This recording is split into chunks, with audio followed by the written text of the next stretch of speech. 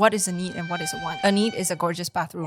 You have to see it every day, you know? Everything seems very beautiful and happy right now, and like moving out is such a glamorous process. It's not the case at all, okay? I'm telling you, it is a lot of work. You know what was the problem? My boss already told me, roll pineapple before you move in. Roll pineapple before you move in. I didn't roll.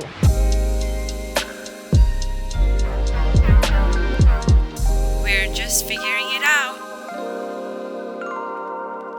Hello and welcome back to Figuring It Out. My name is Melody, and today we'll be discussing the topic of moving out for the very first time. And as you all know, fresh graduates, one of their first steps into adulthood is actually moving out.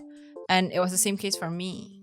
But I actually hated every single process of it because I went through so much and I messed up so much, which is why I think this video is very important for people who are trying for the very first time and did not manage to do their research, but they would still like a comprehensive guide. So this guide is actually for people like me or you. Okay, so let's get started. For the first step of moving out, usually people would say budgeting or like how much money you should set aside. I believe that's step 2 because step 1 is actually our parents. How do you conquer your Asian parents? I believe most of us are Asians here. Most. So when it comes to moving out, we have to persuade them, tell them we are actually adults now. We're no longer kids. And that was probably one of the hardest parts for me because I did not convince them. What I did was I moved out, then I convinced them, which I do not recommend because it will probably cause a lot of fights. So here's how I would do it the second time round. Number 1, you have to understand, why are you moving out? Are you moving out of spite? Are you moving out because you had a terrible argument with your dad or mom? Or are you moving out because you actually need to? And if you actually need, that's great because that's the answer I'm looking for. So first, you have to make them understand why you need to move out. It could be the distance, it could be the drive is tiring, it's just not meant for me, I'm not the kind of hustle person, I wish I could walk to work in 5 minutes. So why I moved out was because it was really far. For me, it was really far. I live around like 1 hour away from the office. That's without traffic jam. With traffic jam, it's around like 2 hours. Sometimes, if I'm lucky, 1 hour, 30 minutes. And that's just to come to the office. Can you imagine going back? Do the math yourself. I cannot do it. But that takes a lot of my time throughout the entire week. So I would save a lot of time if I moved out. But my parents don't really understand that because they work closer to where we live. And they haven't experienced KL jam. So when I broke down the time for them, they only start to understand, like, actually, it is really far and I would be really, really fatigued in the car. So then I started to, they started to kind of understand the concept of why I needed to move out, but understandably so, they'll still be worried. So how do you ease their worries would be the next step. What I did personally was to go back home every single weekend to ensure that they can still see me every single week. But I understand not everyone has the privilege to do so. And maybe you're from like a different state and you cannot go back every single weekend. So what would you do in that case? I would suggest maybe telling them you call them every single day or text them to update them about your day so that they know you're alive. They're not trying to control your life. They just want to know that you're alive, okay? Try to keep that in mind. And stay calm and collected when you talk to them. Do not get riled up. Do not put your emotions into this whole conversation.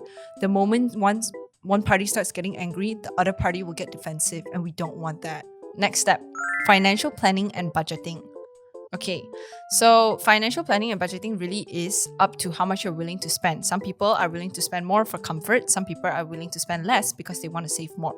But I personally think there really is sort of a golden rule. You can follow this if you would like. No more than 20 to 30% of your salary. Okay, so let me give you an example. I'm not very good at math, but I did the math. So, for example, if you're earning around 3,000 ringgit a month and you don't take home all 3,000, you have EPF and SOCSO. So your take-home salary would be around 2.6. So 30% of 2.6 would be around 780 ringgit. That's a cap limit that you can go. So you have to find a place that is maximum 780 ringgit, which I know isn't a lot. But this is the general rule of thumb. If you go any more than that, it will be actually quite hard to sustain your livelihood.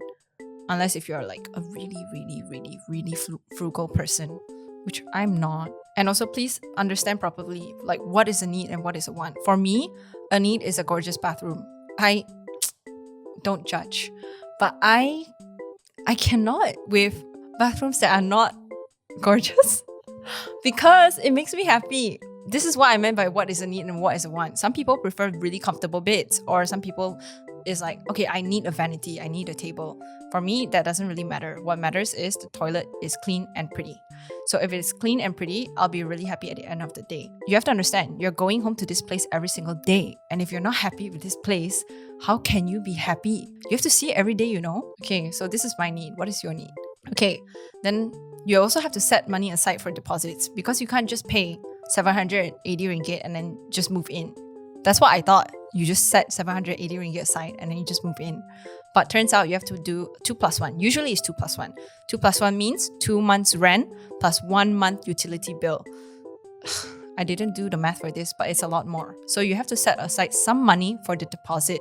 If you can't pay a deposit, you can't go in. But don't worry, you can get it back at the end of your tenancy agreement. Okay. And lastly, you have to set a small budget aside for like appliances or furniture that you might need, because some people would pick empty rooms. So when you pick empty rooms, you probably have to buy furniture like bed, like a table, like a vanity, like a cabinet, stuff like that. But if you already have those, maybe you have to put aside a small budget for smaller items. Like for example, things that people don't really think of, like steamers or irons, because let's say you're a corporate worker or an office girly and you have to wear a blouse to work or like prim and proper office clothes. The easiest way to look clean is to make sure your clothes are ironed. But how can you make sure your clothes are ironed? Is by buying a steamer. Or if you're not the kind of person that likes to share cutleries, if you have roommates, then you probably have to buy your own. So these are the things that you have to list down, like the small little nuances that nobody really thinks of. This is what I did. Like, yeah, I bought steamer and cutleries. But in the end, I didn't even use a steamer because my office is quite casual.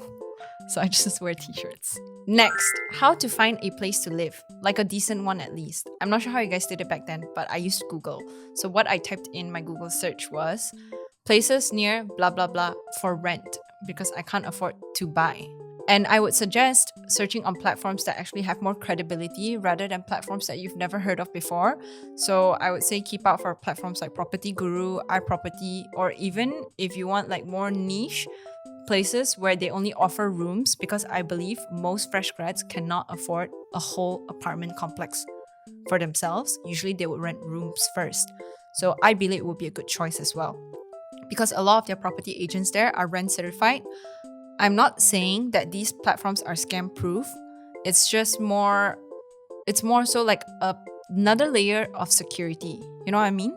So you still have to do your due diligence and research properly, because I use these platforms and I mean, it was okay. I'll tell you more about it later. Okay, but there's also another tip.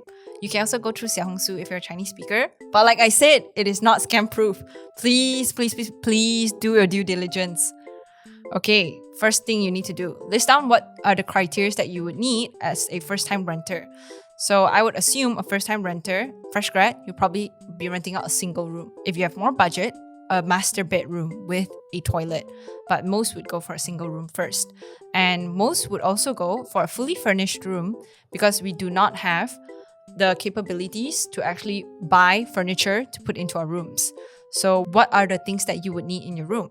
A bed, a wardrobe, a desk, and a chair. I assume this is all the basic furnitures, but you also need air conditioning and fan, obviously. Make sure there's a window for ventilation. Okay, what's next? Probably you want to save money by cooking and not eating out. So what do you need? A functional kitchen. Make sure that the kitchen has a gas stove and probably all the equipments that you would need to cook a proper decent meal, as well as a filtered water machine. That's very important, or else you'll be having to carry up like kilos of water up every single day. I mean, free gym, I guess. Okay, lastly, location.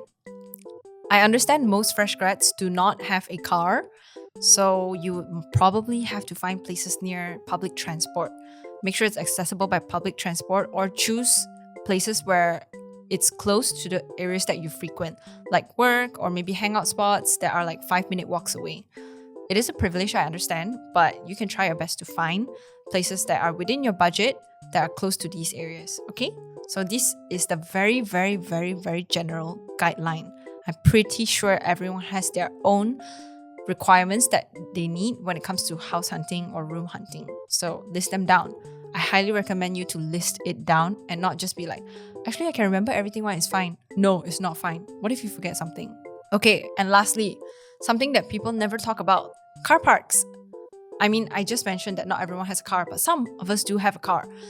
And although when it comes to like renting rooms or apartments, sometimes car parks will be listed there like 2 units per condo.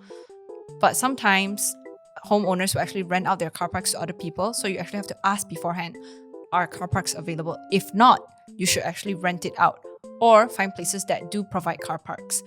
So what happened for me was, because I actually rented a whole condo with 2 other friends, and all 3 of us actually drive to work. But most condos only have 2 car parks. In that situation, what I did was I contacted the real estate agent, told them we actually have 1 more car. Do you guys have any more car parks for rent? And they happened to have one for rent. So I rented out that car park, but obviously you would have to pay a deposit first. So once you pay a deposit, then you get to rent for around 1 year, if I'm not mistaken. And then they'll give you an external card to like go through the car park. So that's what happened for me. But obviously, as fresh grads, we probably do not have the privilege to choose everything that we want or need. So I believe it is very important for you to choose your struggles. Like, pick what is really important to you. What do you actually need when it comes to moving out, and what do you actually want? Once you are able to identify your wants and needs, it is a lot easier to find a place. Okay? So really think hard about what you need and want. For me, I really needed a car park because I have to go back every weekend, like I said. And how do I go back every weekend? I drive back because my place is not accessible by public transport. And I mean, you can judge me, but I really needed a gorgeous toilet. So what did I have to sacrifice? Honestly, I didn't think that I was sacrificing much because my house was actually pretty well equipped. I guess maybe the kitchen area wasn't as well equipped, so I had to bring a lot of appliances from my house to the kitchen. But then I realized I didn't have time to cook, so it was a waste of time. But it's okay. It's okay. It's a learning experience, you know? Let's move on to house viewing plus what to look out for in terms of red flags. Everything seems very beautiful and happy right now, and like moving out is such a glamorous process. I'm a big girl. It's not the case at all, okay? I'm telling you, it is a lot of work, and I did not think through. All I thought was, okay, I'm gonna pack my clothes and then throw it there, and finally I moved in. But that was not the case. So number 1 you have to check out for is property condition when you go for house viewing. What I mean by that. So when you're going for a house viewing, usually you would set like a date or a time with your property agent to view the house before you actually rent. If you're not viewing the house before you actually rent, you're 100% doing this wrong. Please do not look at pictures and be like, yep, that's the one I want, rent now. That's not how it works. You're probably getting catfished and you don't even know it. Like, please go for a house viewing, okay? Take some time out. Okay, the first thing that I will look for is water leakage signs. So how will you view that? Look at the ceilings, look at the walls, see if there's any water leakage signs or like any like water dried out signs from the wall. You can tell through the stains, or if there's signs of mold. Oh my god, if there is mold, your quality of life, shit, all your clothes gone, all your items gone, throw it in the trash. Don't rent a place with mold. Next, I would say look out for plumbing and water pressure. It sounds so stupid, but it's very, very important. Can you imagine showering halfway and then suddenly your water is just getting smaller and smaller and you got no more water? And then there's still soap on your hair? So freaking annoying. But that didn't happen to me, okay? It's just a scenario. But how would you check this? Make sure you turn on your shower or like wherever you're gonna shower for like at least a minute or 2, or if possibly a bit longer, because what happened for us was we did check. We turned it on for a couple seconds. So when we turned it on for a couple seconds, it was fine. The water pressure is strong. But then when we moved in, after 2 minutes of showering, the water just kept on getting smaller and smaller. But thankfully, it was still enough for me to shower all the way through. I just didn't know that it would get smaller and smaller. So I would highly recommend you to check out the water pressure and as well as the drainage system. Because what happened was when I turned on the shower, water was flowing fine. Everything looked amazing, great. But then halfway through showering, it felt like I was swimming. It was flooding. Like the water kept on piling. Water was not going down because the drainage system wasn't working. So that's what I meant by turn on the shower for a couple minutes. See how it's going to run. As well as your sinks. It's not just a shower. This is really important too. Every single area that has water, just test it out. Even for our bidet, If there's no bidet, please bring it up, because I had to live a month without a bidet. And in the end, we had to fix the bidet ourselves, but it was fine. And what happened was the bidet was getting smaller and smaller as well. So essentially, our water source was just running out. Okay. But in the toilet, there is one more thing that a lot of people do not look out for: ventilation. So if there's only a window, cannot. Because if you have a window only, that means you have to open your window every single time you shower. And you don't want no creepers looking at you when you shower, okay? So you have to make sure there's a ventilation system running, or you'll be steaming out like a sauna, you know? Okay, I think that's about it for toilet. And one more. If you stay high up, there will still be bugs and cockroaches. Bugs will still be flowing through your drains no matter what kind of bleach you throw down there. I don't know how to fix that, but just be prepared for that. It's a very common issue. Okay, next, working electricals. When I first moved in, I turned on all the switch. Everything was fine. But like I said, first few seconds, always fine. Always test for like at least 5 minutes for electricals. If can, 10 minutes.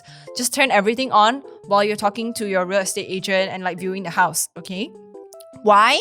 Because when I turned it on, it was fine. Everything was running. But for my roommate, oh my god. Her fan was spinning, stop. No more fan. And it never spun again. It just stopped. So we had to switch out the whole fan. That cost a lot, you know? But thankfully, we were like, hey, this is not our fault. It is our first day in. And then they said, okay, we'll reimburse. So you need to negotiate. Art of negotiation. But then, aircon also got problem. This is what I meant by when you want everything to be perfect, it probably ends up imperfect. So you have to pick your needs. Always pick your needs. Don't pick everything. Don't be like me lah. So what happened for the aircon was, we turned on the aircon. Everything was fine. Blowing cold air, you know? Perfect. Then, when we moved in, 5 minutes in, sauna. Why are you blowing hot air? Your name is aircon. So we actually have to fix the aircon. And what happened was, when the person that came to fix our aircon, he told us, it's probably been 4 or 5 years since you guys maintained the aircon. And I was like, what? What do you mean? I just moved in. Yeah, we just got scammed by our agent. I'm pretty sure my agent also probably doesn't know. It's probably the homeowner. But for legal purposes, I don't know whose problem it was.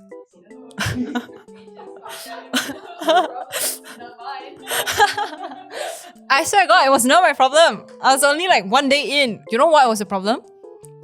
My boss already told me, roll pineapple before you move in. Roll pineapple before you move in. I was like, superstitions. I didn't roll. So if you're superstitious, roll the damn pineapple before you move in. It's not that hard. Okay. Yeah, probably it's my problem. I don't know. Yeah. Roll the pineapple or be like me. Choose your struggles. Next, windows. You have to make sure they're functioning properly. Like open them, close them, make sure there's like proper suction. It doesn't like get loose. I didn't really have much problems with this, but also make sure that there's ventilation. So when you're in the house, walking around, if it gets stuffy very easily, if you feel like there's no airflow, your clothes are not gonna dry, girl. So you have to make sure that there is ventilation. Lastly, for people who are living in the cities, there is one thing that a lot of us tend to neglect: noise pollution.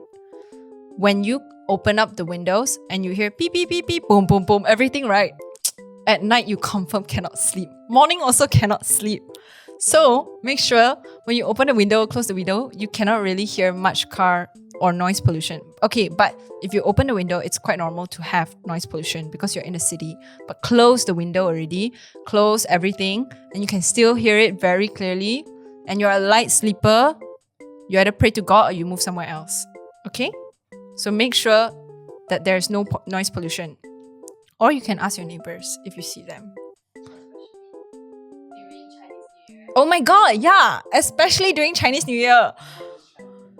Or like any festivities. Let me tell you, when I moved in, it was like Chinese New Year season, and I didn't think it was going to be much of an issue because I'm Chinese. I've heard fireworks my whole life. But what I didn't realize was, even when you live super high up, I'm telling you super, I live super duper high up. I was like, wow, confirm fireworks won't reach me one. Not gonna happen. Fireworks reach me. So when I was sleeping, I was like, boom, boom. The whole city fireworks might reach you, bro. I think the higher you stay, right, the closer you are to the fireworks. I didn't. We are higher than the We're higher than the fireworks, you know. We live higher than the fireworks. When I look down, right, the fireworks is like pum pum pum. But then the voice is like, the sound is not like pum pum pum, you know? It was crazy. I was up until 4 a.m. Then the next day, I go in work and my boss was like, I feel like you look very different today. I had 3 layers of concealer, you know. 3. And he still thinks that I lack sleep. That's what I meant by noise pollution. Sometimes it's not just cars, it's festivities too. Or you can get earplugs. Okay, last one.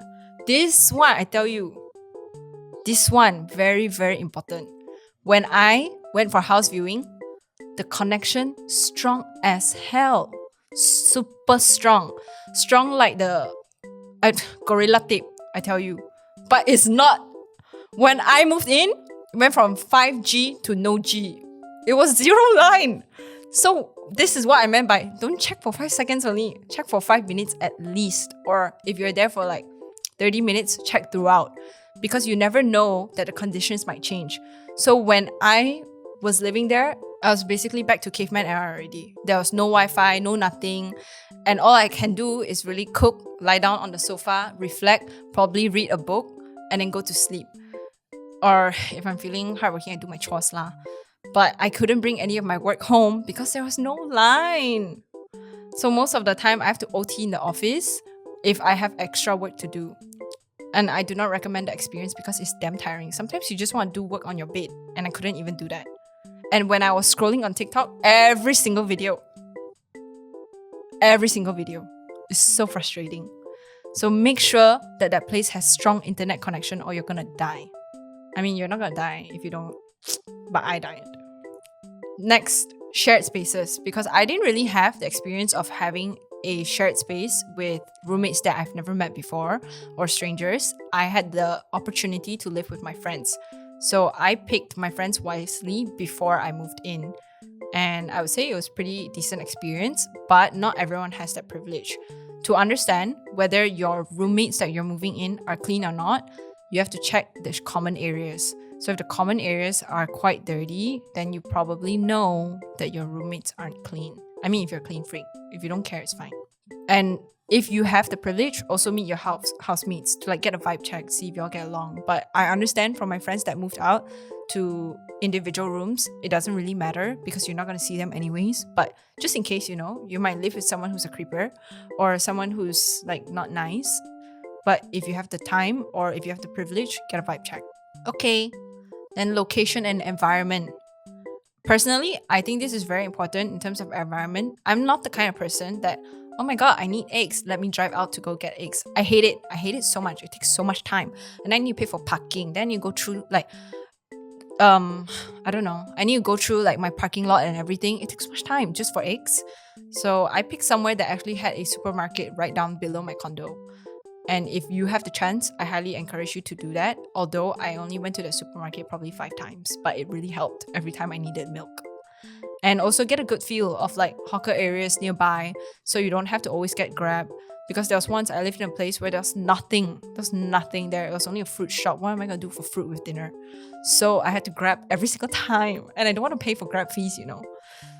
Yeah, try to find somewhere where it's accessible. Like food is very, very easily accessible. Okay, and parking? Find somewhere that has a speed ramp if you have a car. And what is a speed ramp? You're probably wondering. A speed ramp is when you park, you don't have to go in circles all the way down. And then when you go in circles all the way down, probably 15 minutes gone. But speed ramp is like that. You go from 5th floor to 1st floor all the way down like that. Straight down. That only takes you like 2 minutes. Yeah, super efficient.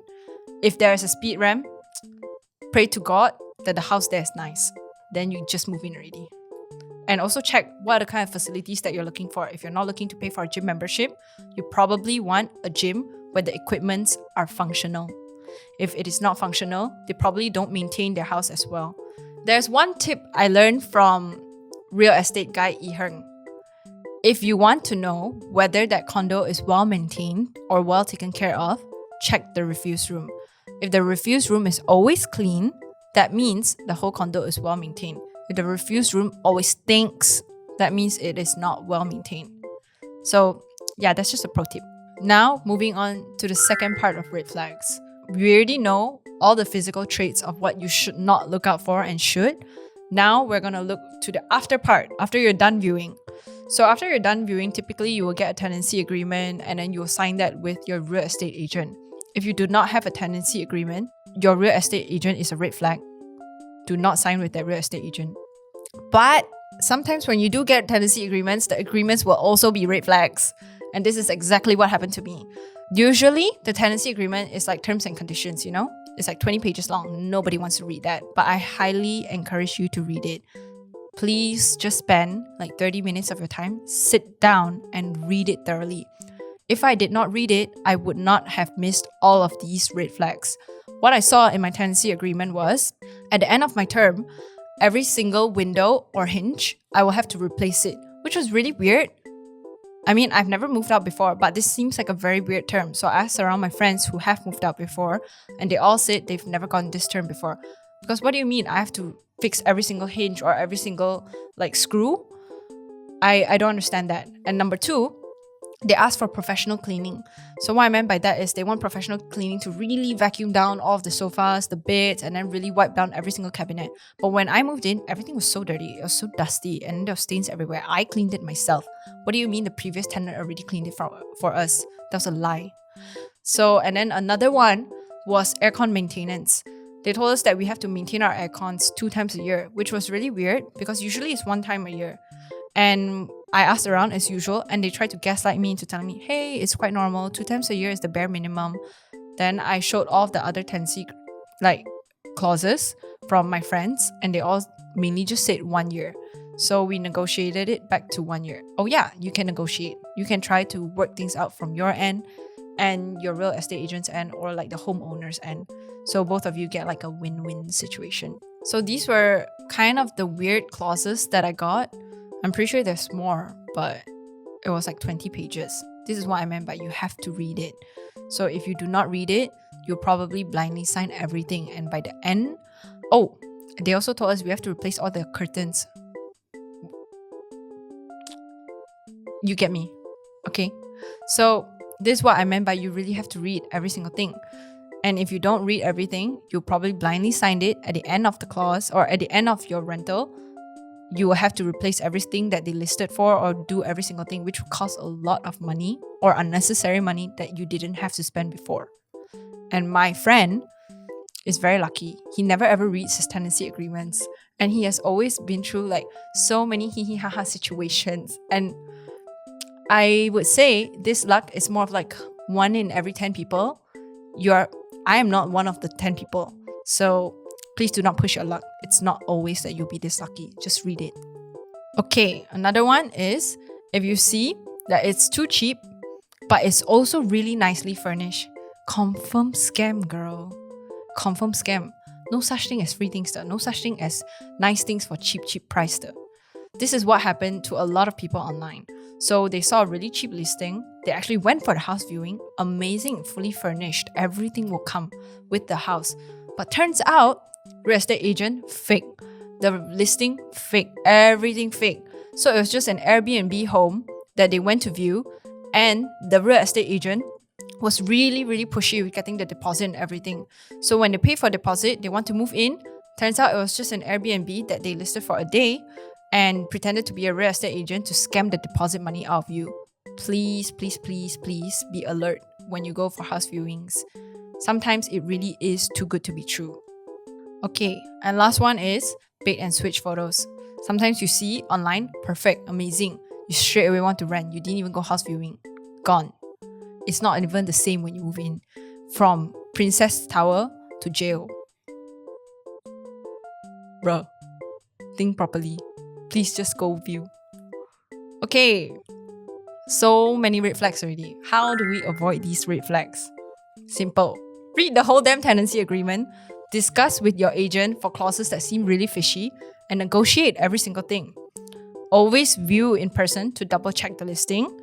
And this one I highly recommend, bring a friend or family for a second perspective. Because sometimes, like me, you're too eager to move in because you don't have time already. So you just pick whatever. But if you bring your friends along, they'll immediately spot the red flags that you didn't because they aren't as eager as you. They're just here to view. So they'll tell you immediately like, hey, I think this is really fishy. This part is not so good. You should really think about it before you move in. And then you'll sit on it and think, actually, yeah, you're right. I shouldn't move in. Let me go look for another place. Okay? Also, always take pictures and videos of everything. So when you take pictures and videos of everything, you have proof of date when you take these pictures. So when you're trying to tell your real estate agent and justify that this wasn't my fault, then they'll understand. Like for example, when I moved in, there was a plug that was really, really shaky as well as loose. And I tried to justify to my agent that this wasn't our fault because it was our first day, also our first week, but they believed that it was our fault. So I took a picture when I went for the house viewing and I showed them the date of the house viewing and they realized, oh, it was already shaky before she moved in. Yeah, correct lah. So they replaced it for me. Okay, and then if you want to be extra secure, you can also ask your real estate agent for their REN number. It's more of like a certification for their real estate license or something like that. Then you go to the both app website, I'll list it down below, type in the number just to see if they're certified. This just adds another layer of security or protection just in case. It's not scam proof, okay?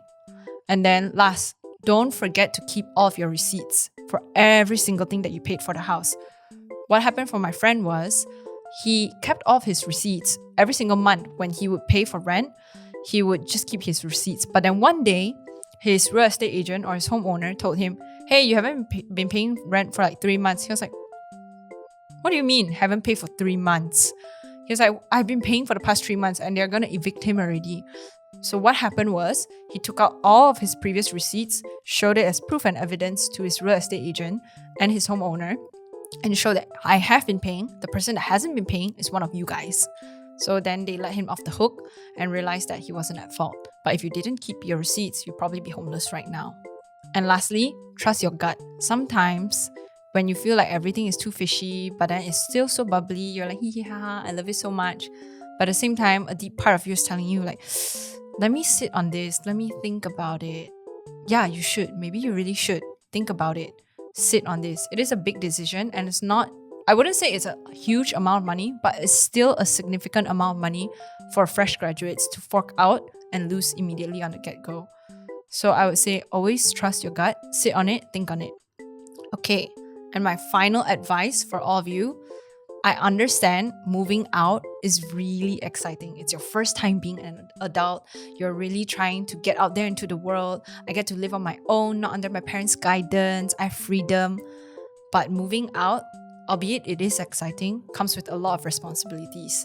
And not only responsibilities, you have to be really prepared and well equipped for a lot of things that I mentioned just now, which I wasn't, which is why I'm making this video for all of you who are about to move out or probably in the process of moving out. And I really hope that this guide has helped every single one of you who are listening, who are about to move out, thinking of moving out, or just who just are listening in general. I really hope it helps you because I do not want you to go through the exact same situations that I did. It was so frustrating and so tiring because back then when I had problems, I would always just go to my parents.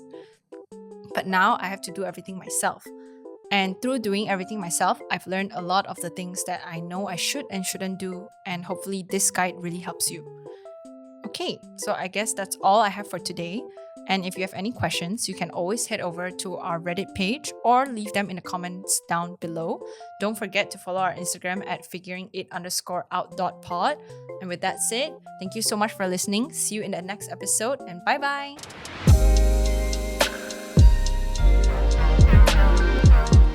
We're just figuring it out. Yeah, don't clock me on this. I'm not a professional.